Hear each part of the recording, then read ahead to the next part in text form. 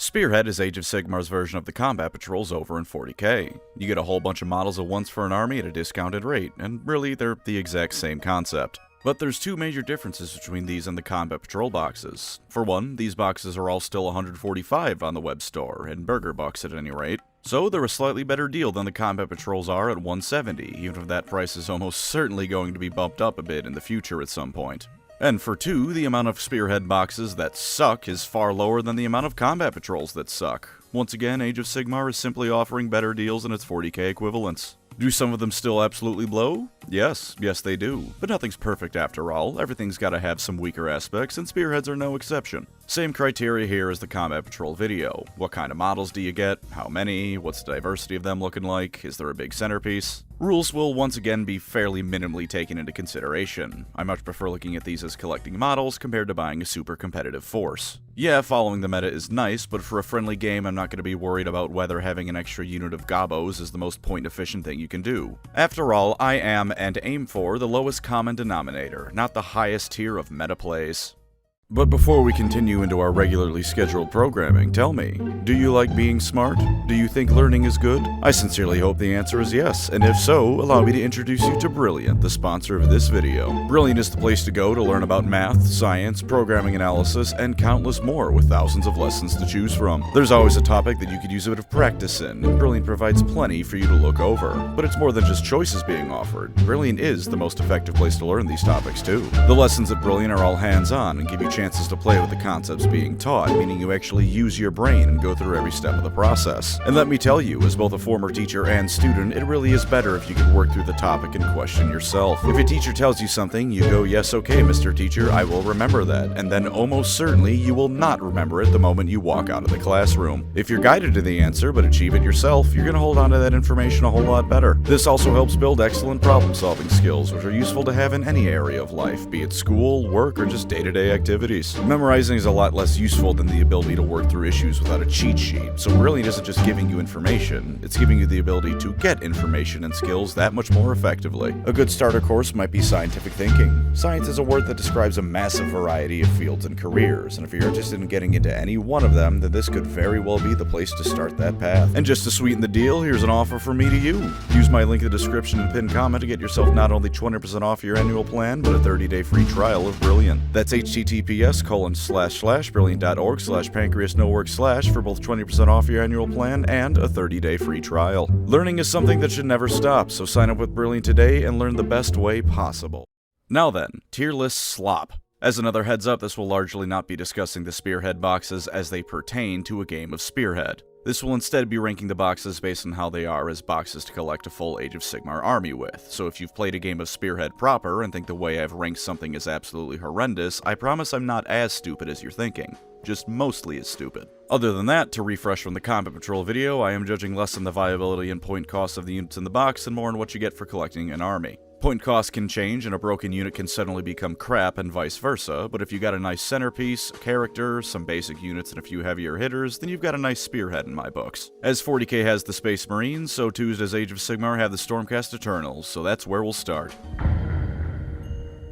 This Spearhead immediately breaks the golden rule of discount boxes. Don't have a named character in them. Just like that, any rebuyability the box might have had crumbles to dust like Arkan just cast Curse of Years on them. And right in the front, proud and center, is Yndrasta. Now, Yndrasta is pretty cool and I absolutely adore her model. For just grabbing one of these things, great box. And it's got 10 Vanquishers, 3 of the chunkier Annihilators, a Knight Vexillor for a second character, and a Chariot for a second centerpiece model. That's good. And the savings for this box, for the first purchase anyways, are pretty good, especially considering that you just cannot buy Yndrasta on her own. Getting one of these boxes is a great way to start collecting Stormcast Eternals. But you get this box once, and whatever value Yndrasta is hypothetically worth on her own is instantly obliterated. Unless you're also collecting Sisters of Battle and want to proxy Saint Celestine with her or something, immediate value tank. The fact she's only available in this box is making me maybe a bit more upset towards it than I might otherwise be, I'll admit. If you want her, you gotta shell out $145, which granted is still a better deal than any Demon Primarch because you get other stuff with it, but still. It does have some basic troops, some more elite stuff, and nice centerpiece models, so it's good to grab once, and if it weren't for Yndrasta, 2 wouldn't be a bad choice either. But there she is, staring at me and making things awkward for second purchases, so I award the favorite child of the setting a D tier. I want to give it more, and for Spearhead proper I imagine it's quite good, but on its own for normal AOS, nah.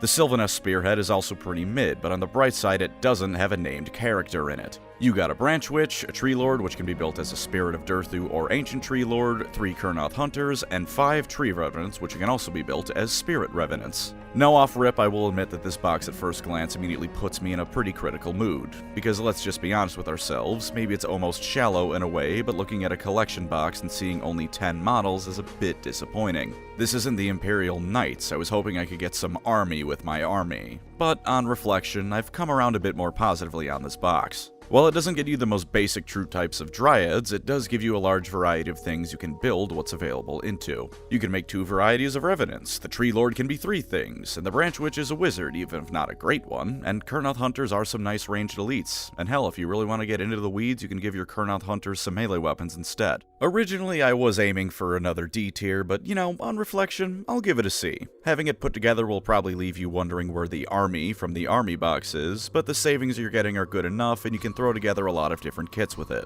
So while making an army entirely of the stuff in this box certainly will give you everything you might want, it does give you a lot of options with what it gives you.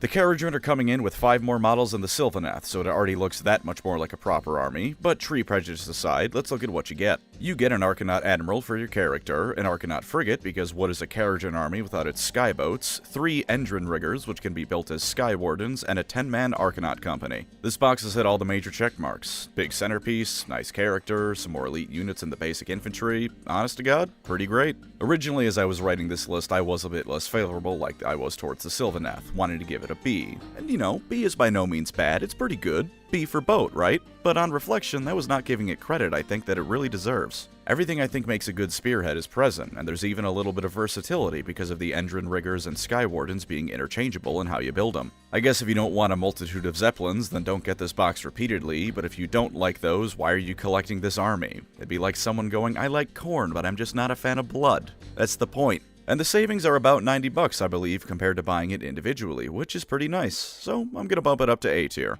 I am still biased in favor of the armies I think are S tier, because I think those ones knock it out of the park, but this is still a great one to grab a couple of for a good Kharadron army before you start turning your attention to other models.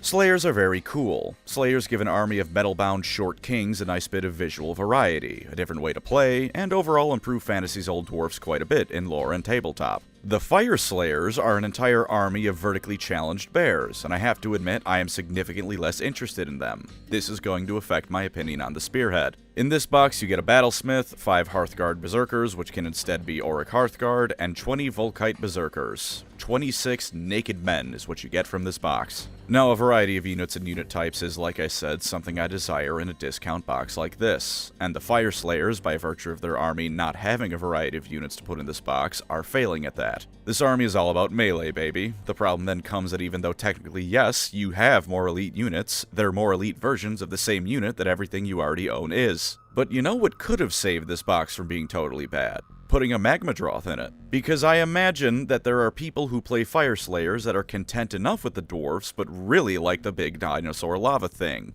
And I can't blame them for preferring those, because those things are kick-ass. But instead of taking out 10 of the Volkite Berserkers, which it should be noted come in kits of 10, so they almost certainly could have saved enough sprue space for something bigger, GW said, nah, more naked men, that's what we want in this box. The box is boring for an army that I find visually very, very boring. D tier, with the D standing for all the dwarfen dicks that are going to be swinging in the breeze when you take this army to the field. There's been a bit of a negative slant so far, I feel. 2 Ds, a C, and only a single A to balance things out. So let's get back to some positives.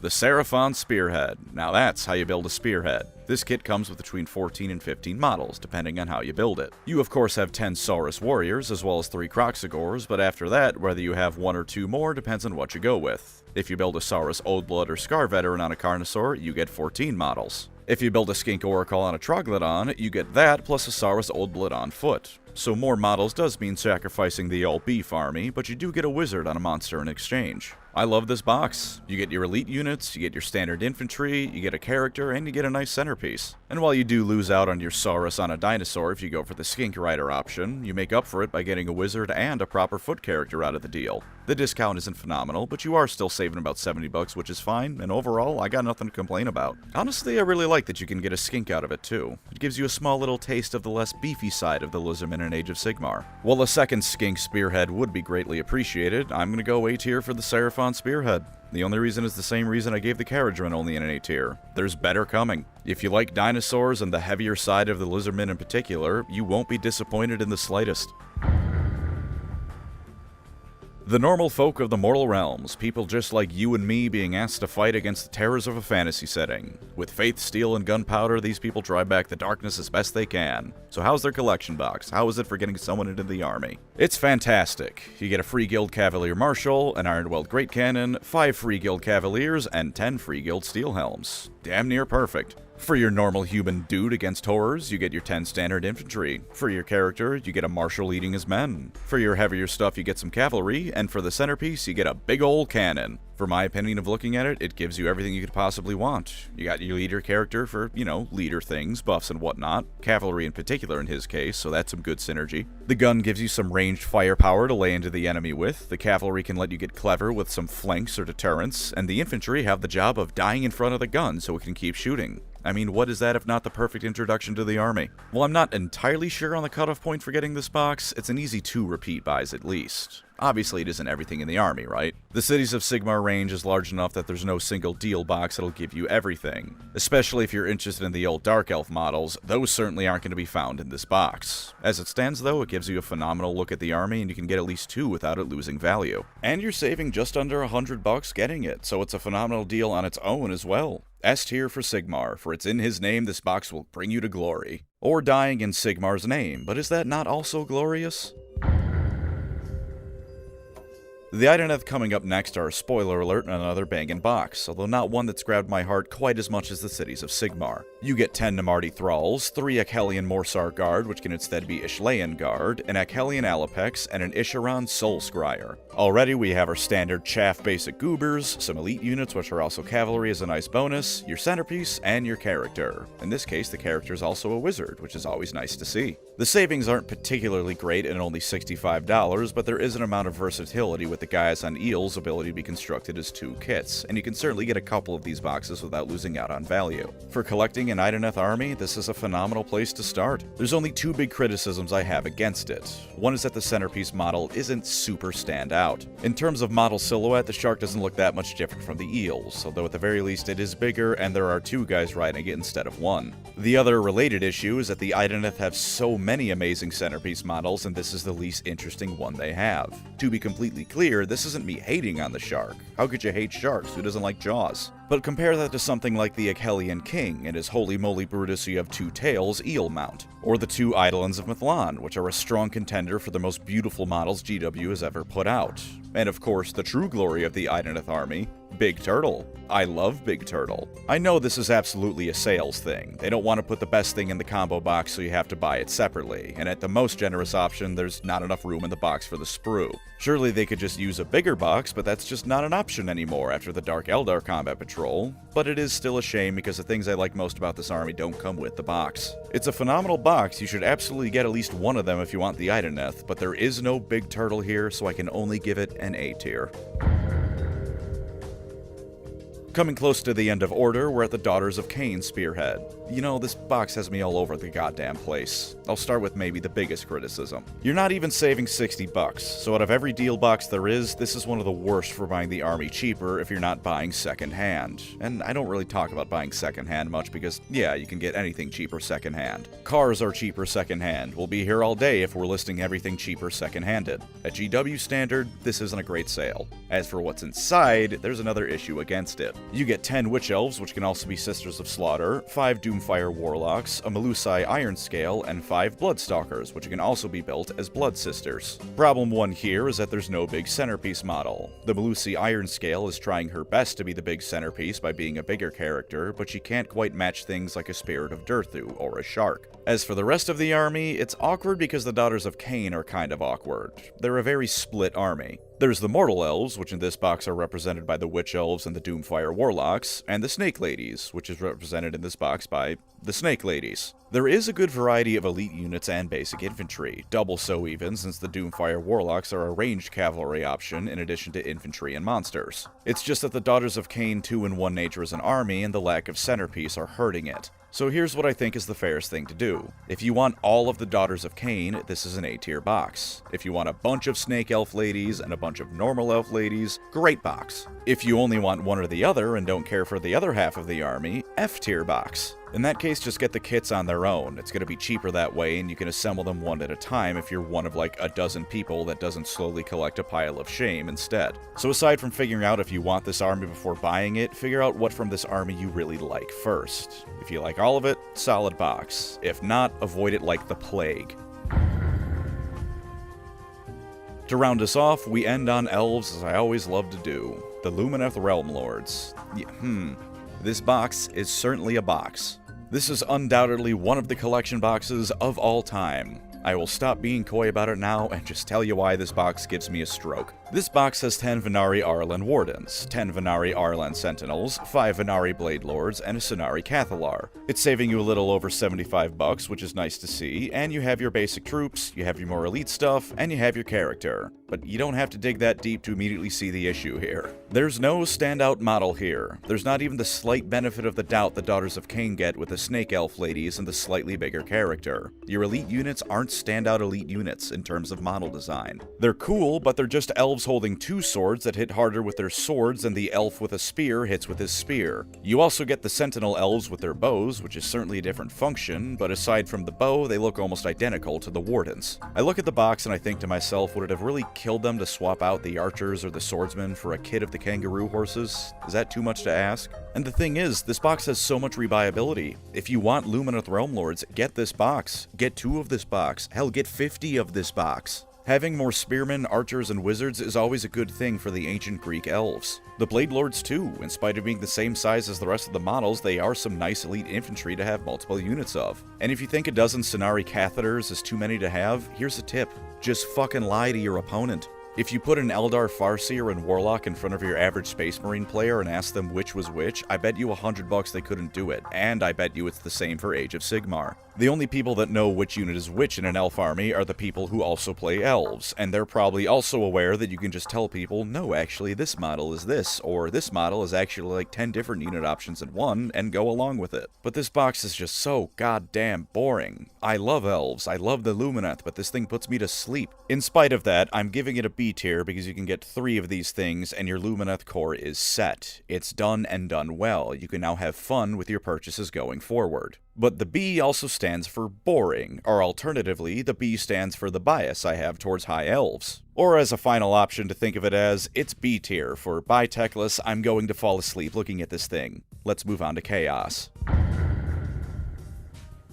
The Slaves to Darkness give me more work to do by having 2 spearheads all to themselves. Gee, Archaon, how come your mom lets you have 2 different spearhead boxes? They make up for that inconvenience by both of them being at least good and one of them being great. Let's talk about the one that's only good first. The Dark Oath Raiders Spearhead, to be specific. With this box, you get a War Queen, 10 Dark Oath Savagers, 10 Marauders, and 5 Fell Riders. You get yourself, of course, a leader character, basic infantry, and some bigger stuff in the form of the Fell Riders. All of this for just about $75 worth of savings. Immediately, it's only just skating the line of having more elite units by virtue of having the cavalry, because the Marauders and Savagers aren't that dissimilar in their stat lines. You know what I just said about elves and no one knowing their stuff?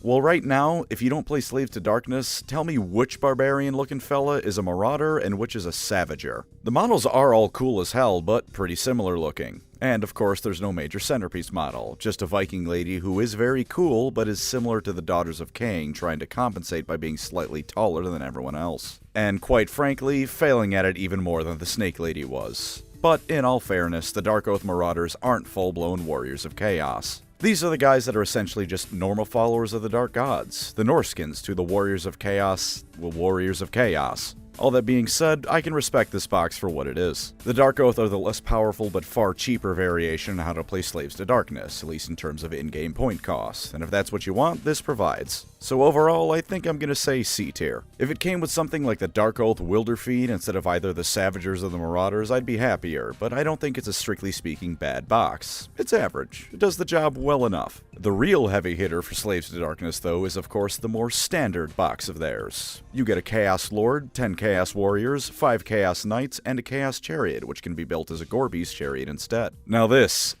is a good box. I might even say that this is the Spearhead what the Dark Eldar are to the Combat Patrols, although there are still better Spearheads to come, believe it or not. This is the epitome of the Slaves to Darkness, and indeed the Warriors of Chaos. Towering, bulky figures wearing foreboding armor blessed by the dark gods, evil steeds driven on by their riders to more slaughter, led by a figure steeped in darkness and cruelty so much he's almost certainly the attention of his gods. And it gives you what you want if you want the Slaves to Darkness, which is to say it gives you what I just described. Does it strictly speaking have the most interesting models around? No, I guess not. There's no Mutalith Vortex Beast or anything, and maybe the Chaos Lord could have been on a horsey, but I'm perfectly happy with this box. This is the core of a Slaves to Darkness army, what most of your force will probably be, at least in terms of model count on the table, if not points cost. It does have one flaw, and that's that the savings are just shy of $60. With percentages, that does make it just barely about 30% for my maths, but still, could be better. Nevertheless, I'm proud to announce that the Slaves to Darkness do Chaos proud by getting themselves an S-tier Spearhead in my books. May they wear this badge proudly, pinned on their capes of human skin.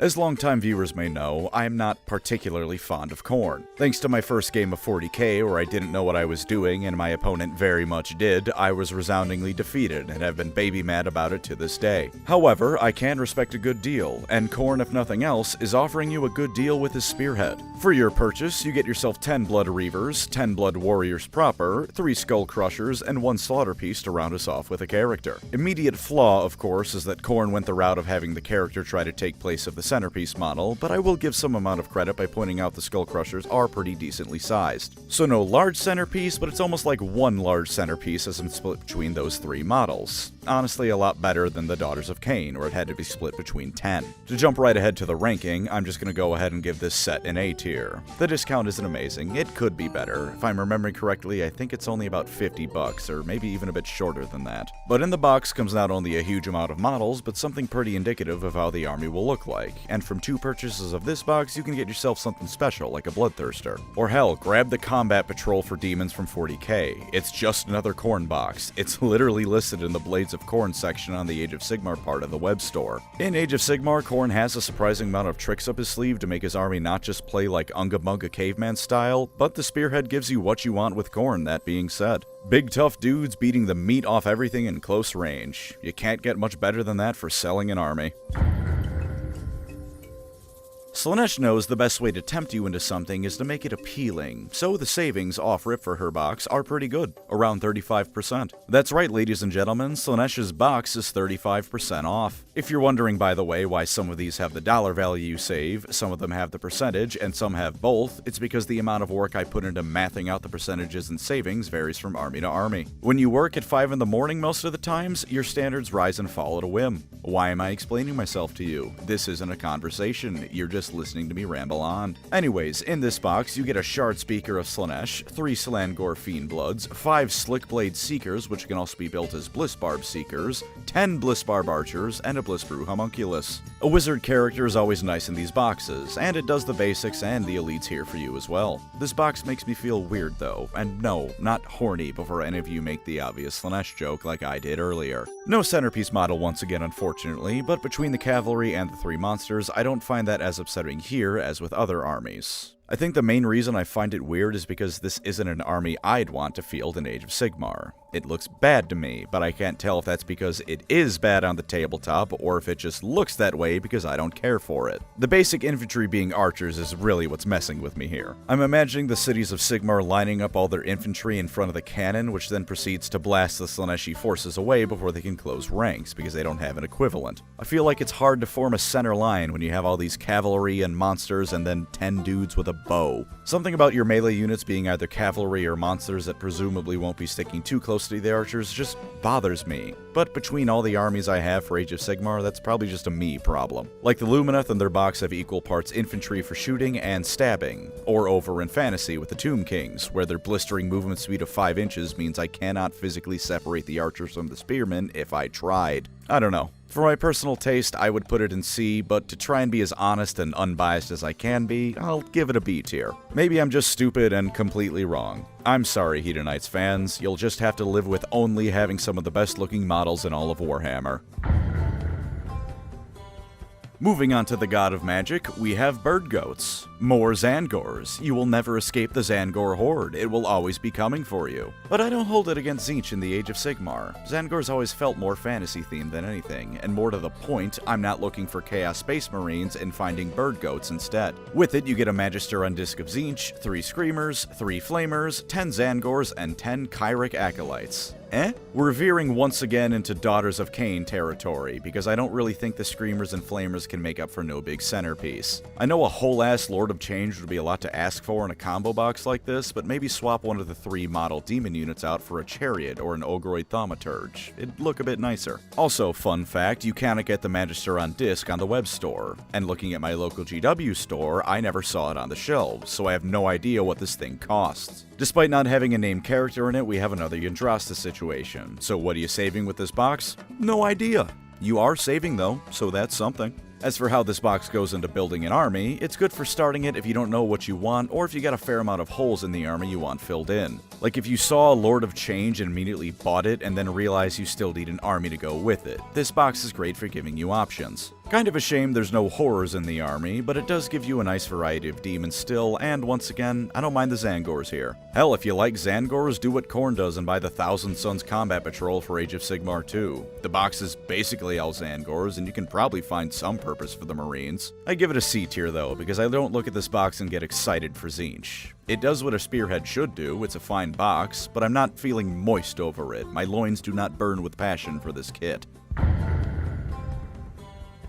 Speaking of moist, Nurgle loves you, and to show that he loves you, he's come up with one of the best spearheads in the game. You're saving just under $70, and the contents of the box are just as great. You get yourself a Spoilpox Scrivener, 10 Plague Bearers, 5 Putrid Blight Kings, and 2 Pusgoyle Blight Lords. This box knocks it out of the park. You get your basic infantry with the Plague Bearers, full check marks there. You get your character, once again, going strong. Your elites with the Blight Kings, phenomenal stuff for both the elite option and giving a Vermintide 2-player PTSD, and instead of having 1 centerpiece model, you get 2. I'd probably be happy enough if it only had 1 guy in a Plague Drone, because the Sylvaneth got away with it after all, but having 2 of these things catapults Papa Nurgle's Spearhead into the S tier. Truly, Papa Nurgle's love knows no bounds, because if you want to collect his forces in Age of Sigmar, this is a phenomenal starting point. For a brief warning on how these things play though, you do need 1 Lord of Affliction for each Pusgoyle Blight Lord, so don't build each of them as Blight Lords and you're still golden.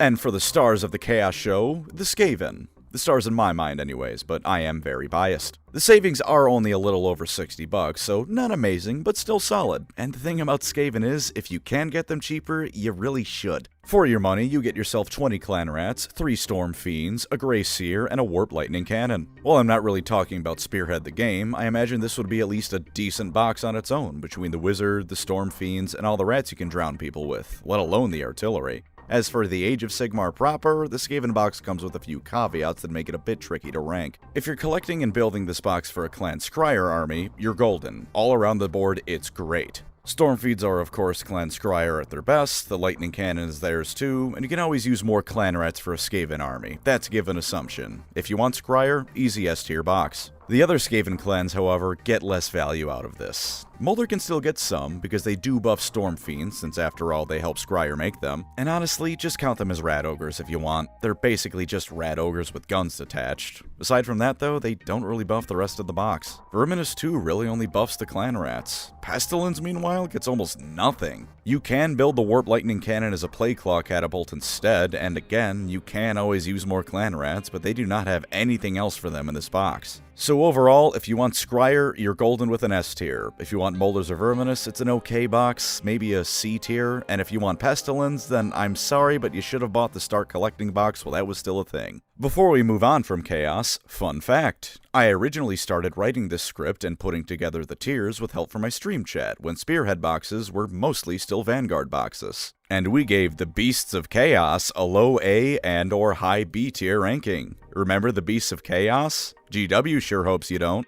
I feel I've said this before, but have a moment of silence for the Beastmen players who had to rebase their models for Age of Sigmar and then rebase them again to put them back into the old world. I may complain as an Eldar player, but I promise you I will shut my goddamn mouth whenever a Beastman player walks in the room. They are without a doubt the most shit-on part of the player base in any Warhammer game. Let's move on to Destruction now, before the Beastmen players watching this start crying.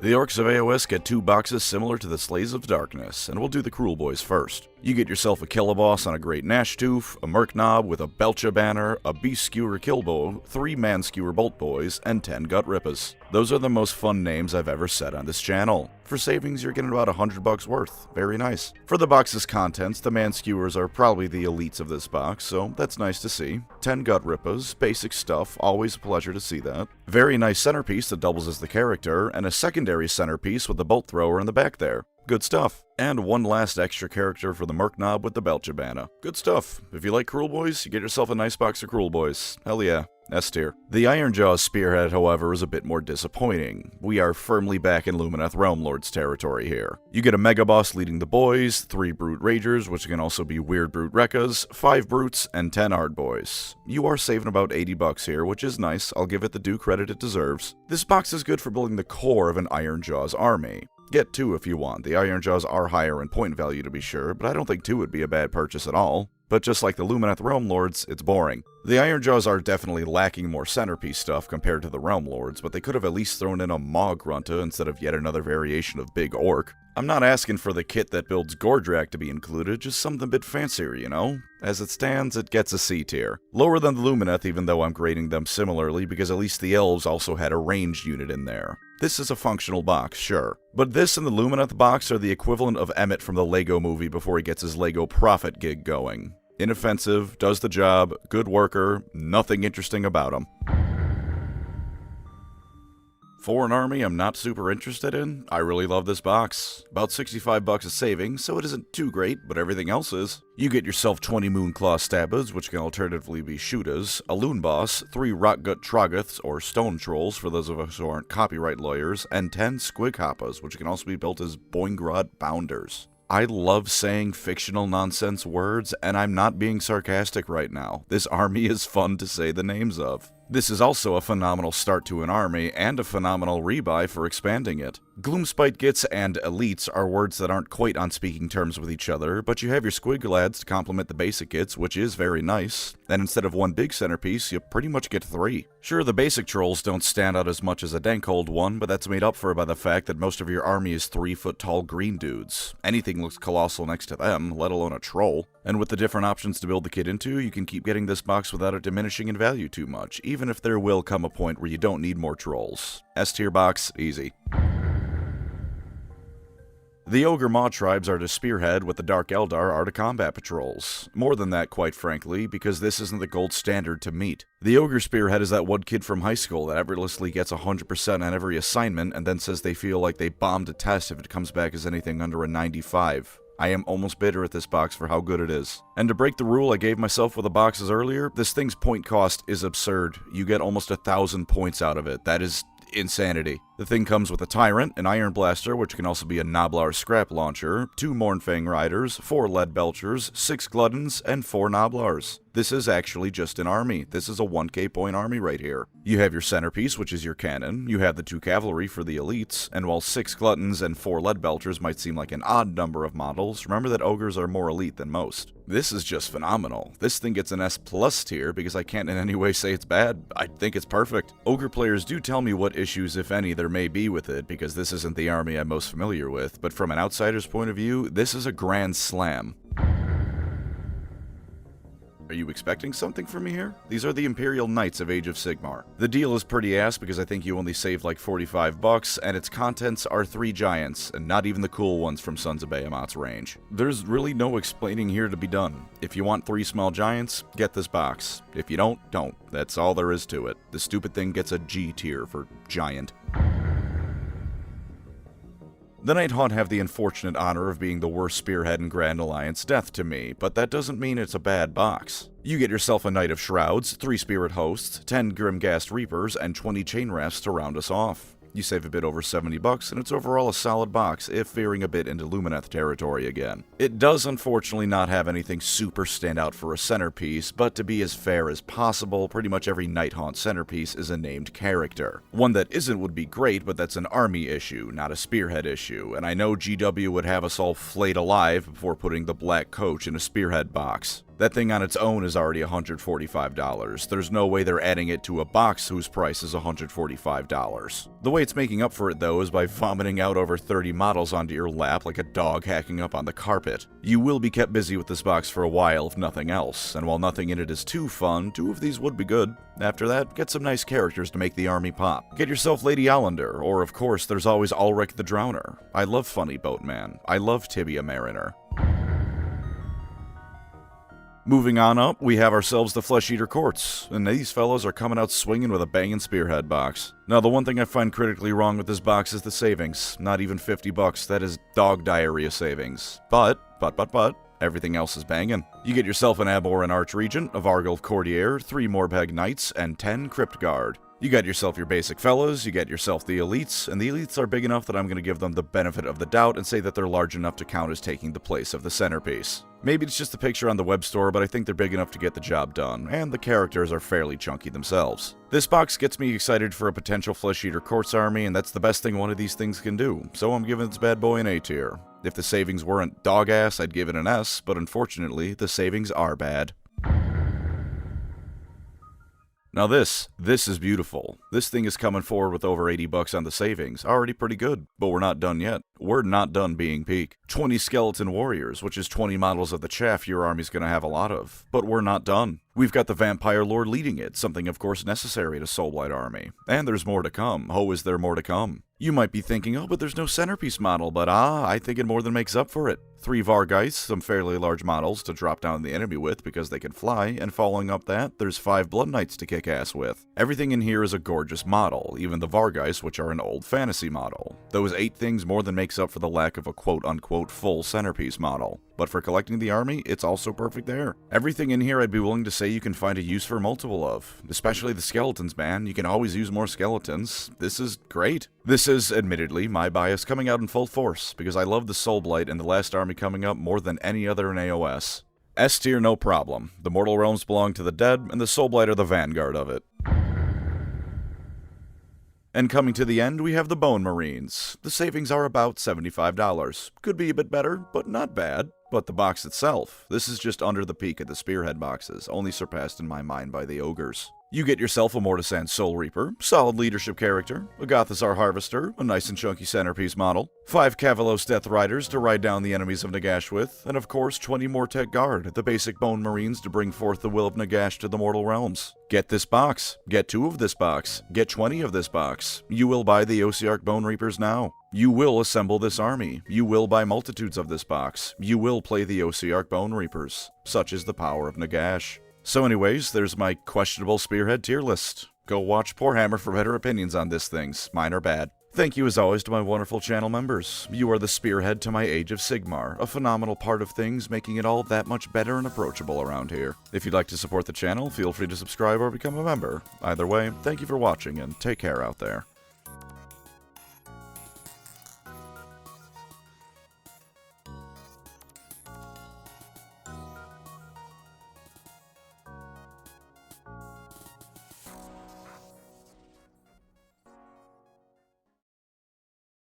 I think they should bring the Leagues of VOTANN to Age of Sigmar. Just like that, they're here now, that's it. Keep them in 40k too, make up some bullshit about a black hole in the center of the galaxy leading to Age of Sigmar, and also somehow fantasy at the same time for the old world. VOTANN sweep is what I'm asking for.